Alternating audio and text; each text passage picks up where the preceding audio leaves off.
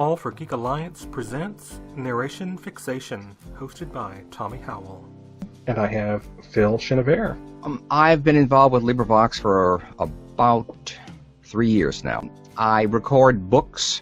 In LibriVox, as you know, the function is to record all public domain books and free them so that anybody in the universe can listen to them. Well, give us some examples of some things you've read. Well, of course, I started out with Peter Rabbit.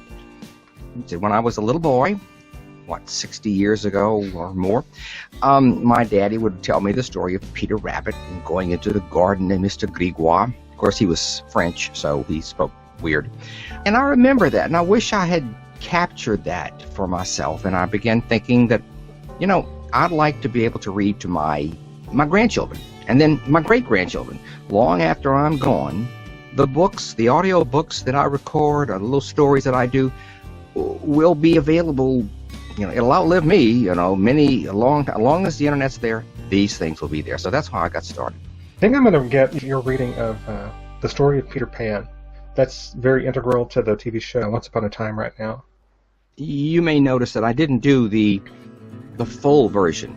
In other words, the full version of Peter Pan's been done many times. I just stumbled across what was the original one, the one that wasn't fleshed out as much, the one that he wrote. They have his original manuscript for that, so I recorded that one. I like to do whatever attracts me. Tell me a bit more about your vision for this little program. What do you hope it's going to do for people? Well, I want people to be interested in finding audio and making their own audio, but I want to give them the tools to do it.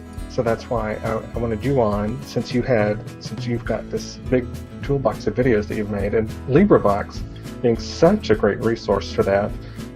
Hopefully you're reaching out to people who like to record things, who like to narrate. And I want to encourage people to do that. It's fun. All you need is a microphone and a connection to the internet. Premiering January 2014.